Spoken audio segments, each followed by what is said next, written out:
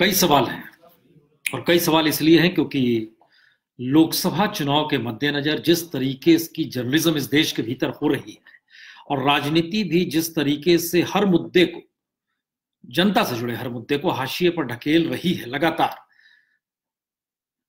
हमें लगता है कि शायद जरूरत इस बात की है कि ये चुनाव क्यों महत्वपूर्ण हो चला है। ये चुनाव कांग्रेस और बीजेपी का चुनाव नहीं है, ये थोड़ा समझना चाहिए। ये चुनाव हिंदुस्तान में पहली बार इसलिए कहीं ज्यादा महत्वपूर्ण है क्योंकि एक तरह का सामाजिक दबाव राजनीतिक दलों पर पड़ रहा है और राजनीतिक दल खुद को परिवर्तित कर रहे हैं और उसमें सबसे ज्यादा परिवर्तन अगर कहीं पर आ रहा है तो वो कांग्रेस पार्टी है। 1991 आर्थिक सुधार, भारत को एक बाजार के तौर पर रखना, आवारा पूंजी का बोलबाला, क्रोनी कैपिटलिज्म, ये सारे सवाल हम लोग लगातार बीते 2.5 दशकों से लगातार सुनते हुए आ रहे हैं। अटल बिहारी वाजपेयी की भी सरकार आती है तो वह भी ट्रैक 2 अपनाती है, फिर ट्रैक 3 इस देश में चलता है। लेकिन ऐसी कौन सी परिस्थिति है कि कांग्रेस को बदलना पड़ रहा है और जो पहले वामपंथियों का मैनिफेस्टो रहता था उस तर्ज पर अब कांग्रेस अपने मैनिफेस्टो को लेकर आ रही है। ये एक बहुत बड़ा अंतर आया है। और ध्यान दीजिए, कांग्रेस पहले कॉर्पोरेट के साथ खड़ी थी, अब वह किसान, गांव, यानी जो डिस्ट्रेस, जो संकट ग्रामीण भारत में है उसके बारे में बात कर रही है। तो यह अंतर क्यों आया है? लेकिन दूसरी तरफ अंतर बीजेपी में भी आया है। कांग्रेस ने कॉर्पोरेट को छोड़ा, बीजेपी ने कॉर्पोरेट को पकड़ लिया। वो जिक्र चाहे गरीब गुरबों को कह रही है लेकिन वो मुखौटे के तौर पर है। ओरिजिनली जो थिंकिंग है वो कॉर्पोरेट के साथ मोदी सत्ता खड़ी है, इससे इनकार नहीं किया जा सकता है। इससे पहले कांग्रेस की हर सत्ता कॉर्पोरेट के साथ खड़ी थी, इनकार इससे भी नहीं किया जा सकता है। लेकिन ये चेंजेस आ क्यों रहे हैं? हमें लगता है शायद इसीलिए ये चुनाव बहुत महत्वपूर्ण है। और ये थोड़ा समझना होगा कि जो इससे पहले अलग अलग आधारों पर, जातीय आधारों पर सोशल इंजीनियरिंग का जिक्र करते हुए गठबंधन बनते थे, अब दरअसल सामाजिक जरूरतें जो हैं वह इतने तल्ख तरीके से सामने आकर खड़ी हो गई है कि राजनीति को उस दिशा में जाना ही है। छोटे छोटे दल जो भी आपके दिमाग में आ सकते हैं, आप सोच रहे होंगे कि वो गठबंधन से शिफ्ट हो रहे हैं क्योंकि सियासत उनको लग रहा है इधर से उधर जा रही है। हमें लग रहा है कि समाज के भीतर का जो तनाव है, जो परिस्थिति है, उसको लेकर किसी रूप में अब एक दबाव है राजनीतिक दलों पर। राहुल गांधी कल ही जिक्र करते हैं न्यूनतम गारंटी, रोजगार गारंटी, न्यूनतम आय गारंटी का जिक्र वो करते हैं। नेहरू ने भी 1962 में ये सोचा था, बाकायदा प्लानिंग कमीशन ने इस पे काम किया था। उस समय शायद एक इकोनॉमिस्ट जो तमाम प्लानिंग कमीशन के थे वह एक साथ जुड़े थे और उसको हम देख रहे थे कि वो कौन लोग थे, क्योंकि उस समय एक मिनिमम स्टैंडर्ड इंडियंस का होना चाहिए। इस बात का जिक्र 1962 में सोचा गया। प्लानिंग कमीशन के कई शास्त्री बैठे थे उस समय, पीताम्बर पंत उनके अगुवाई कर रहे थे उस कमेटी का। उन्होंने निकाला था 1977 तक जो मिनिमम स्टैंडर्ड इंडियंस का होना चाहिए वो ऐसा होना चाहिए। अब सवाल है कि उससे आगे हिंदुस्तान बढ़ नहीं पाया। अब न्यूनतम आय की गारंटी का जिक्र हो रहा है। जरा समझने की एक चीज कोशिश कीजिए कि शहर और गांव या फिर दूसरी तरफ कॉर्पोरेट, इंडस्ट्रियलिस्ट या फिर एग्रीकल्चर, इनको हमने बांटा है अपनी इकोनॉमी के तहत। और शायद इसीलिए ग्रामीण भारत की लूट बहुराष्ट्रीय कॉर्पोरेट या देसी कॉर्पोरेट के लिए बड़ी फायदेमंद साबित हुई है। ग्रामीण में आपको विकास शुरू में नहीं करना, हम कुछ डाटा लेके आए हैं जो सरकार कहीं डाटा ये थोड़ा समझना चाहिए। जो हमारी जीडीपी है, उस जीडीपी के तहत आखिर गांव का योगदान कितना है और उसके तहत प्रति व्यक्ति आय गांव की कितनी है, जरा अंतर समझिए। दरअसल भारत में ग्रामीण भारत का योगदान जीडीपी में 48% है, 48% है। इसका मतलब यह हुआ कि शहर 52% है, वहां 48% है।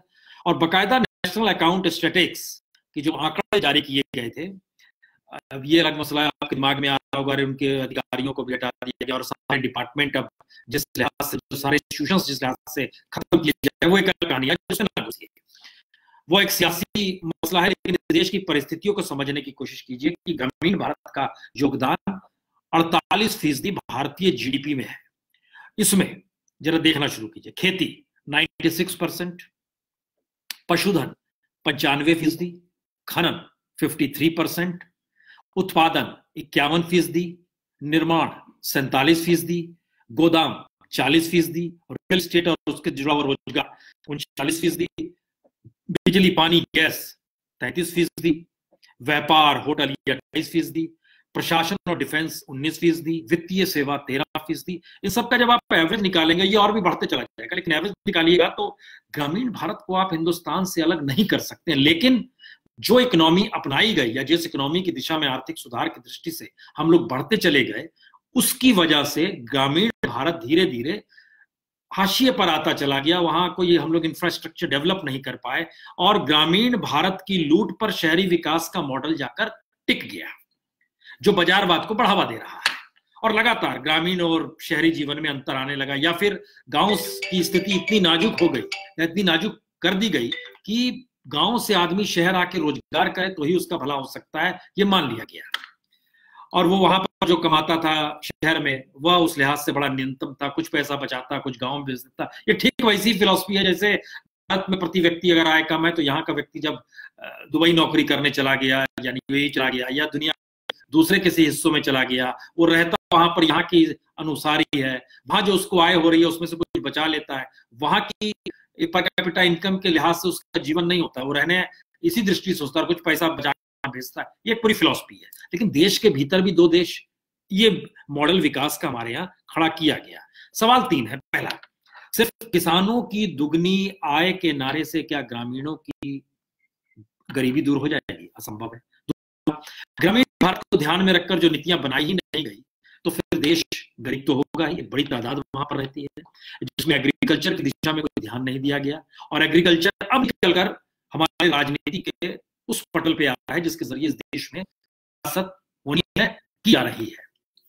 तीसरा यह है कि ग्रामीण भारत की लूट जो के जरिए जो विकास की थ्योरी है, उस थ्योरी का सच यही है कि हमारे यहाँ के प्राकृतिक संसाधनों की लूट इस हद तक हुई है जिसमें जो उस जमीन पर रहता है वहां का आदिवासी हो, इसीलिए खनन का जिक्र बार बार आता है, पहाड़ खत्म कर दिए जा रहे हैं, उनके हक की बात नहीं हो पाती है। इसीलिए कई फिलॉसफी इसमें अलग अलग तरीके से विरोध की निकल कर आती है। लेकिन हिंदुस्तान का दूसरा सच क्या है? ग्रामीण भारत का योगदान अगर लगभग 48% है तो वहां प्रति व्यक्ति आय ग्रामीण भारत की 113 रुपए है। शहर अगर 52% है लेकिन उसकी आय दुगने से ज्यादा है, यानी 281 रुपए प्रतिदिन की आय है शहरी व्यक्ति की। अब अगर उस गांव और शहर के अंतर ही 2.5 गुना का अंतर वहीं पर आ रहा है, 113 और 281 रुपए, लेकिन जीडीपी में योगदान लगभग बराबर का है, तो इसका मतलब है वो पैसा कहां जा रहा है और आपके पास कौन से इकोनॉमिक मॉडल है साहब? पहली बार राजनीति उस दिशा में अपने आप को बदलने को इसलिए तैयार हो रही है क्योंकि मौजूदा वक्त में जिस लिहाज से कॉरपोरेट के लिए मौजूदा सत्ता जुटती चली गई और कांग्रेस के सामने यह ऑप्शन नहीं था कि अब वो किसान गरीबों का जिक्र करे, उनकी बात करे और उन्हें मेन स्ट्रीम में लाने का प्रयास करे, तो ऐसे में समाज सीधे सीधे बट रहा है। आप कहां पर खड़े हैं आपको बताना होगा, राजनीतिक दलों को भी बतलाना होगा आप कहां पर खड़े हैं, किस रूप में खड़े हैं।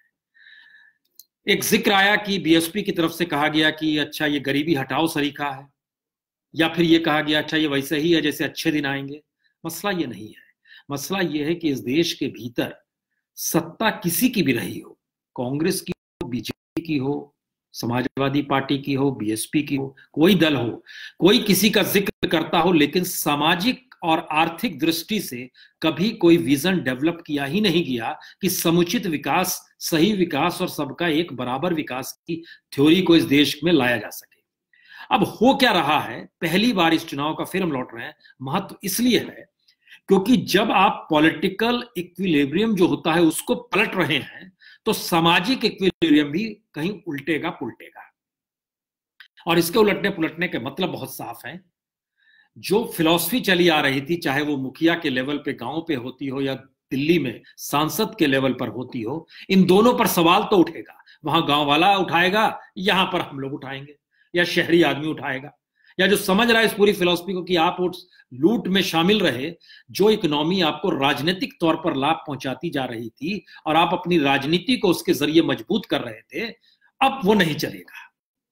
ये अच्छी बात हुई है कि कांग्रेस एक सबसे पुरानी पार्टी है, उसने अपने आप को बदलना शुरू किया है, तो अब उसका नया इकोनॉमिक मॉडल कौन सा होगा, और मॉडल अगर हो या नहीं हो, लेकिन सामाजिक दबाव उस पर इतना ज्यादा है कि उस दृष्टि में उसको जाना ही पड़ेगा। पहले कंट्रडिक्शंस का लाभ हर कोई उठा लेता था, अब उठाने की स्थिति में नहीं है। इसके लिए हमको मोदी सरकार को बधाई देनी चाहिए। उन्होंने समाज के भीतर के उन कंट्रडिक्शंस को बिल्कुल दूर कर दिया, जहां पर बड़ा क्लियर कट है, देश को घाटा हो रहा है लेकिन कॉर्पोरेट को लाभ हो रहा है, देश दुनिया में बेस्ट इकोनॉमी के तौर पर उभर रहा है लेकिन ग्रामीण भारत हाशिए पर चलता चला जा रहा है। ये कौन सी परिस्थितियों के बीच हम आकर फंसे हुए हैं, या ये कौन से कंट्रडिक्शंस जो छुप जाते थे वो राजनीतिक तौर पर पहली बार सत्ता पर आ गए हैं। इसलिए सवाल जवाब खूब हो रहे हैं। संकट कांग्रेस से जिक्र हमने किया था, जरा इसमें बीजेपी की स्थिति में आइए। ये बड़ा महत्वपूर्ण है क्योंकि बीजेपी के सामने क्या संकट आने वाला है, मेरे ख्याल से आरएसएस इसको बाखूबी समझ रहा होगा। एक वक्त देखिए आरएसएस के पास दत्तोपंत ठेंगड़ी हुआ करते थे, मदन दास देवी थे, गोविंदाचार्य भी सक्रिय होते थे। यह जिस इकोनॉमी का जिक्र करते थे वो इकोनॉमी दरअसल वही इकोनॉमी है जिसको अब कांग्रेस एक्सेप्ट कर रही है, और ये वो अब, और बीजेपी ने इसको दरकिनार कर दिया। बीजेपी ने कहा ना, हमें आपकी जरूरत नहीं है, उस फिलॉसफी की जरूरत नहीं है। तो बीजेपी का कांग्रेसीकरण और कांग्रेस का वामपंथीकरण जिस इकोनॉमिक एस्पेक्ट में हुआ है वो इसलिए कहीं ज्यादा रोचक है क्योंकि आपको थोड़ा सा समझना होगा कि संघ कहीं ना कहीं किसी ना किसी रूप में बीजेपी की जीत के लिए एक बेस बनाता रहा है, एक आधार बनाते रहा है। और जिस लिहाज से संघ का संगठन देश में अलग अलग जगहों पर फैला हुआ है, वो संगठन कांग्रेस नहीं डेवलप कर पाई या कोई भी राजनीतिक दल नहीं डेवलप कर पाया। बीजेपी के अध्यक्ष भी अगर कहते हैं हमने 10 करोड़ सदस्य हमारे हैं, कहने से काम नहीं चलेगा। वो जमीन कहां पर है, क्योंकि यहां पर 10 करोड़ सदस्य जो हैं बूथ लेवल पर जो है वो रोजगार कर रहे हैं। किसी को आप मोटरसाइकिल बांट दे रहे हो, किसी को पैसा दे रहे हो, ये फिलॉसफी नहीं चलेगी। लेकिन दूसरी तरफ संघ की फिलॉसफी क्यों यहां पर मायने रखती है, ये थोड़ा समझना चाहिए। और संकट क्या होने वाला है जो 2019 के इलेक्शन के समय के मद्देनजर है, क्योंकि 1925 में बनी आरएसएस को भी समझ में आ रहा है अगर उसने अपने आप को किनारे करके एक चेहरे को प्रोजेक्ट किया है तो उसका पूरा स्ट्रक्चर जो बना हुआ था सरोकार और सामूहिकता के साथ वो ढह के गिर रहा है या गिर जाएगा, क्योंकि आपके सामने आपने अपना फेस मान लिया उन्हें। उनका मतलब यहां पर जाहिर है प्रधानमंत्री मोदी ही है, वो फेस के तौर पर रहे। इसीलिए संघ के भीतर लगातार आपने देखा छटनी होती रही जहां जहां से कोई भी सवाल खड़े किए गए हो। लेकिन बीएमएस, भारतीय मजदूर संघ, किसान संघ, स्वदेशी जागरण मंच, हिंदू परिषद, बजरंग दल, इनकी पहचान कहीं ना कहीं किसी ना किसी वक्त में रही है, मुद्दों को लेकर रही है। इससे हट के जब आप बात करेंगे तो आदिवासी कल्याण संघ भी है, शिशु भारती का भी एक अपना कहेंगे आप योगदान है, लेकिन इन सब के साथ यानी सबका कोई आधार था, आधार है में थोड़ा सवालिया निशान इसलिए है क्योंकि अब हर दृष्टि जा रही है 2019 के इलेक्शन की तरफ। बीएमएस के देश भर में तकरीबन 1 करोड़ 12 लाख सदस्य हैं, किसान संघ के 18 लाख सदस्य हैं, स्वदेशी जागरण मंच के 5000 पदाधिकारी हैं जिनका दावा है कि वो 1.5 करोड़ लोगों को सीधे सीधे प्रभावित करते हैं। अब सवाल यह है कि अगर आर्थिक मुद्दों को लेकर संघ जिस फिलॉसफी को डेवलप करते चला गया, जो कई मायनों में वामपंथियों के भी कभी कभी नजदीक थी, लेकिन अगर उनकी अपनी सत्ता इन नीतियों से हटती चली गई तो ऐसे में होगा क्या। इस देश के सामने सवाल ये होता है जब राहुल गांधी कहते हैं कि हम न्यूनतम रोज आय गारंटी की बात कर रहे हैं, बड़ा क्लियर कट इंडिकेशन है राजनीतिक तौर पर अब नरेंद्र मोदी फंस गए। अब बजट के दिन क्या करेंगे वो, अगर वो इसको इस रूप में नए तरीके से लाएंगे तो कहा जाएगा आपने नकल कर ली, नहीं लाएंगे तो सवाल है। दोनों स्थितियों में अब वो उनकी तरफ से कहा जा रहा है कि राहुल गांधी का चला है, तो फिर बजट आने वाला है वहां क्या होगा। यानी एक तरह से जुमलों की बात लगातार हो रही है जिस रूप में कही जा रही है। मसलन आप उत्तर प्रदेश के मुख्यमंत्री योगी आदित्यनाथ को हम इतनी सारी सड़कें बना देंगे, सड़क जो आपको बनानी थी राजमार्ग वाली वो तो नितिन गडकरी जी के हिस्से में आता है, आपने ऐलान कैसे कर दिया। फिर इतने 36,000 करोड़ रुपए बजट में कहां से आ गए, पैसा है नहीं है। यानी राजनीति उस दिशा में चली गई जहां पर हमको कुछ भी ऐलान कर देना है और प्रचार प्रसार के लिए मीडिया की मौजूदगी है, मीडिया को उसके लिए कुछ लाभ दे दिया जाएगा, मीडिया उस लाभ को एक्सेप्ट करेगा और आप जो गीत गा रहे हैं उस गीत को फैलाते चले जाएंगे। ये देश की इकोनॉमी यहाँ आकर फंस भी गई है और समाज के भीतर के कॉन्ट्रडिक्शंस को वह अब उभार भी रही है खुले तौर पर, और जनता समझ रही है कि जिस स्थितियों में हम लोग जी रहे हैं उसमें ये कैसे संभव है कि आप जिन बातों का जिक्र जिस रूप में कर रहे हैं ये क्राइसिस है। क्राइसिस के लिए आप हमको क्राइसिस आ जाता है तो कुछ पैसा किसी को दे दिया जाता है, आप उसी तर्ज पे आ गए। अच्छा आपके अकाउंट खुला दिया ना जनधन, चलो कुछ पैसा उसमें डाल देंगे। अच्छा आपके पास रोजगार नहीं है, चलिए 4,000 रुपया हम आपको दे देते हैं। अच्छा आप किसान हैं, मरने को उतारू हैं, फसल बीमा नहीं चला, सॉइल से नहीं चला, चल रहा है, सब्सिडी से भी नहीं चला फर्टिलाइजर पर, तो चलो कुछ पैसा और आपको देते हैं। ये जो स्थिति आ गई है, आप पैसा देने वाले कौन है? आपने कोई मॉडल इकोनॉमिक तौर पर इस देश के भीतर खड़ा क्यों नहीं किया? अब क्या हो रहा है कि कांग्रेस जिन नीतियों को अपना रही है जिस तेजी से अपने राज्यों में, ये उसकी मजबूरी भी है, अल्टरनेटिव उसके पास भी नहीं है, वो उस दिशा में जा ही नहीं सकती है जिस दिशा में अब बीजेपी जा चुकी है, और बीजेपी अब उस दिशा से लौट ही नहीं सकती है जिस दिशा में कांग्रेस बढ़ गई है। अब यह बहुत सीधा टकराव है और यहां पर तमाम राजनीतिक दलों को तय करना है कि उनके अपने वोट बैंक जिसे वो मानते रहे उसके सामाजिक और आर्थिक आधार जो हैं संयोग से समाज के भीतर अब सामूहिकता के साथ उभर रहे हैं। इसीलिए ये सवाल छोटा होते जा रहा है कि बीएसपी का वोट बैंक बीएसपी के साथ रहेगा या नहीं रहेगा, क्योंकि बीएसपी का जो वोट बैंक था उसकी सामाजिक आर्थिक परिस्थितियां जो थी अब वह कहीं मेन स्ट्रीम पॉलिटिक्स का हिस्सा बन गई। तो सवाल यहां पर दलित का नहीं लिया जाएगा, सवाल यह भी नहीं लिया जाएगा जो हाशिए पर है, सवाल है इस देश के भीतर की इकोनॉमी का ढांचा भी इस रूप में क्या खड़ा किया जा सकता है जहां पर आम आदमी को लगेगा, गरीब आदमी को लगेगा, गुरबे को लगेगा अच्छा कुछ राहत देने की बात तो हो रही है, लेकिन कहीं वो उस इकोनॉमी का हिस्सा कैसे बनेगा? एक प्रयोग के तौर पर मनरेगा लीजिए, मनरेगा में लगातार बजट बढ़ते चला गया जब से सरकार मोदी सरकार आई, लगातार बढ़ते जा रहा है, हर बरस कुछ ना कुछ बढ़ते जा रहा है, लेकिन बजट बढ़ रहा है लेकिन वहां तक रोजगार नहीं पहुंच रहा है। रोजगार कुछ 100 दिन देना तो दूर, हम कुछ घंटों पर आके टिक गए, अगर सबको डिवाइड करिएगा तो कुछ घंटे ही काम ले पा रहे हैं, उसकी एवज में उन्हें जो पैसा दे पा रहे हैं वह पैसा भी देने की स्थिति में डिस्ट्रीब्यूशन नहीं है।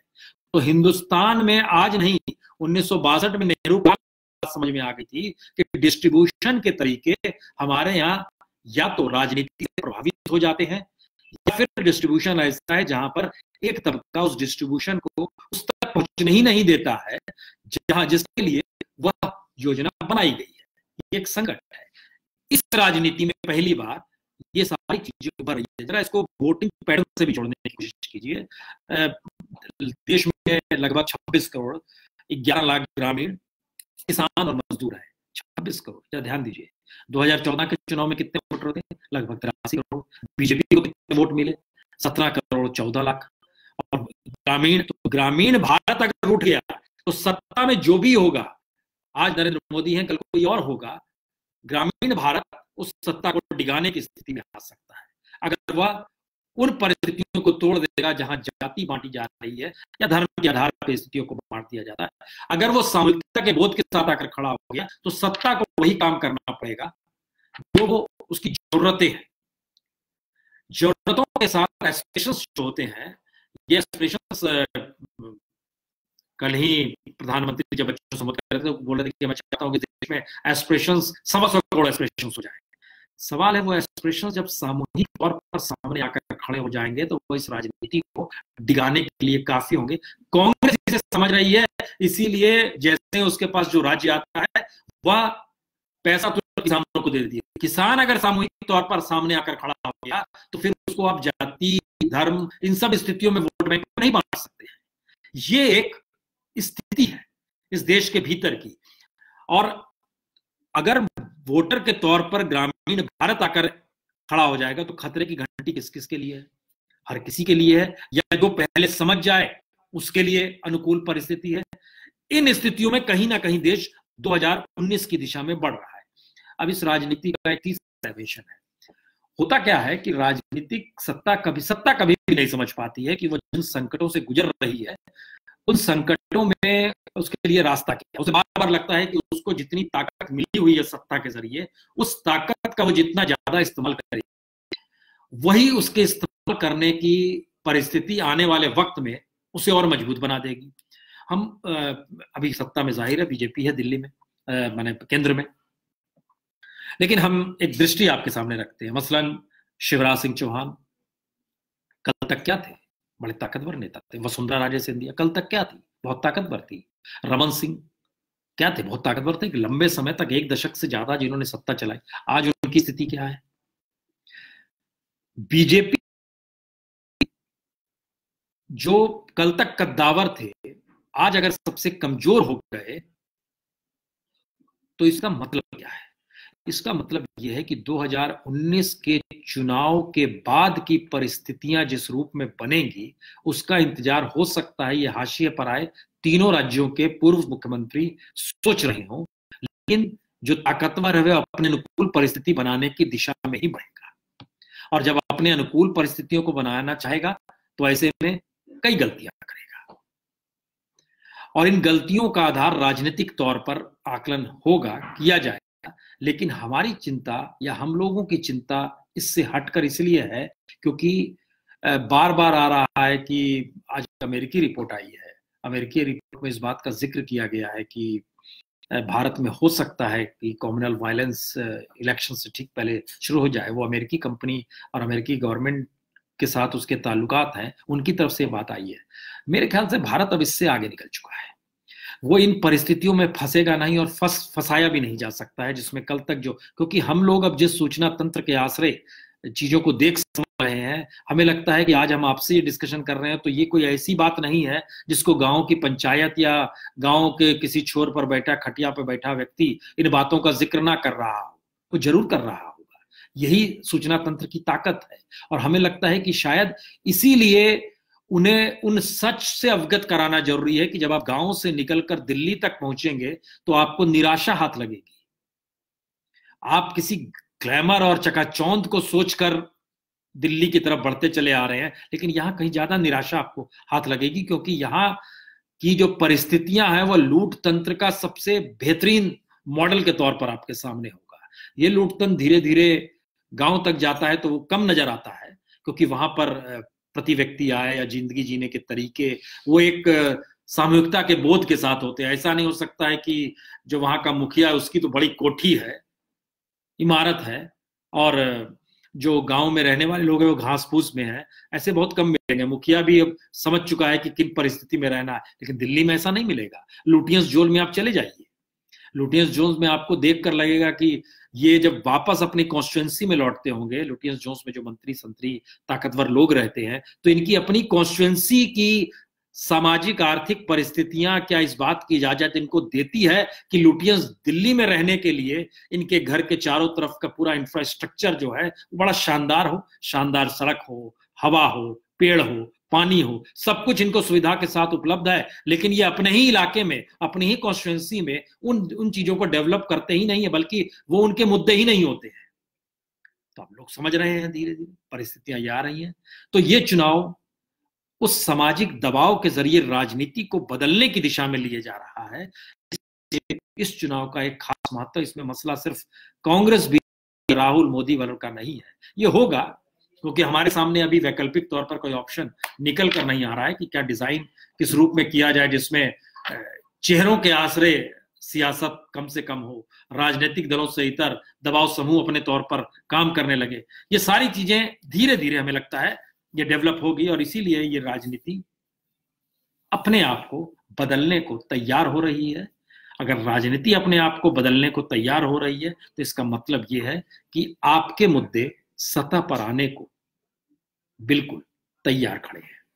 अब उनके साथ कैसे हम लोग को जुड़ना है, हमें लगता है कि इस पे हमको अब थोड़ी बातचीत और करनी चाहिए, और ये सिलसिला हम आगे बढ़ाएंगे, क्योंकि जिस तरीके से इस देश के भीतर वाकई ये असंभव सी चीज है कि इतनी बड़ी असमानता, इतनी ज्यादा असमानता हिंदुस्तान के भीतर लाकर खड़ी कर दी गई है, जहां पर आपके वोट के लिए जो गांव में बैठा हुआ शख्स है उसके वोट के लिए जो सत्ता के शीर्षस्थ पर है वो परेशान है, लेकिन आपकी आय, आपकी जिंदगी, आपकी जरूरतें, न्यूनतम जरूरतें, शिक्षा, पानी, हवा, हेल्थ, इन सबों को ध्यान देने के लिए कोई उसके इकोनॉमिक मॉडल ही नहीं है। लेकिन देश चला रहे हैं, देश चल रहा है, लंबे अरसे से चल रहा है, इसमें सारे आएंगे। लेकिन पहली बार एक कंट्रास्ट जो अब तक था वो खुले तौर पर सामने आया है, और अब स्थिति ये बन रही है कि हमें तय करना चाहिए, और किया जा रहा है। धीरे धीरे हमें लगता है इस दिशा में चीजें बढ़ेंगी, और राजनीतिक दल, नेता, ये सब कितने मायने रखेंगे, कुछ इंतजार किया जाए। लेकिन इस लूट पर, जो बार बार लूट शब्द बोलते हैं, इस लूट पर रोक लगनी चाहिए। और इसका एक उदाहरण आखिर में हम आपको बता दें। महाराष्ट्र को लीजिए, शिवसेना और बीजेपी की लड़ाई क्यों हो रही है? एक तो यह है कि शिवसेना को लग रहा है कि बीजेपी के साथ खड़े होने से लाभ नहीं है। लेकिन क्यों नहीं है? बाला साहब ठाकरे रोजगार के मुद्दे, बेरोजगारी के मुद्दे को उठाते थे उस समय, अपनी जो उनकी जो पत्रिका थी मार्मिक, उसके जरिए, और उसके जरिए उन्होंने एक वोट बैंक भी बनाया और लोगों को साथ भी खड़ा किया, और मराठी मानुष उस समय उनके पीछे चल पड़ा। आज मराठी मानुष के पास भी रोजगार नहीं है और सत्ता में बीजेपी है, तो वो कैसे बीजेपी के साथ खड़े हो सकते हैं? ये एक सामाजिक ढांचा है जो तय कर रहा है पहली बार कि जनाब, आप अपनी राजनीति तो देख रहे हैं, हम आपके साथ भी कल खड़े नहीं होंगे। तो हम इन मुद्दों पे लगातार चर्चा करेंगे। और आपको लगता है कि किसी ने भेजा है कि पारुल सर, कोबरा पोस्ट ने 31,000 करोड़ का घोटाला इस सरकार में दिखाया है, HFL का, और चंदा भाजपा को दिया। क्या ये सही खबर है? कोबरा पोस्ट का दावा है ये सही खबर है, लेकिन हमें लगता है कि ये 31,000 करोड़ क्या मायने रखते हैं? जितनी बड़ी तादाद में पॉलिटिकल पार्टी को कॉर्पोरेट फंडिंग हो रही है इस देश के भीतर, तो वो चुनाव मैदान में जाएं तो हम आपके पीछे खड़े हैं, वह 31,000 करोड़ से कहीं ज्यादा है। यानी राजनीतिक दल ही अगर इस स्थिति में खुद को ले आए कि आपके पास आए तो कहें हम सेवक हैं, और दूसरी तरफ जाएं तो कॉर्पोरेट को कहे हमको सत्ता में आने दीजिए, हम आपको लाभालाभ पहुंचा देंगे, ये स्थिति क्या मतलब है इन चीजों का? तो चलिए, कुछ नेटवर्क प्रॉब्लम है, प्रजापति सागर बोल रहे हैं। हम लोग इस मुद्दों को आगे बढ़ाएंगे और आपसे लगातार हमारा जुड़ाव बना रहेगा। बहुत बहुत शुक्रिया।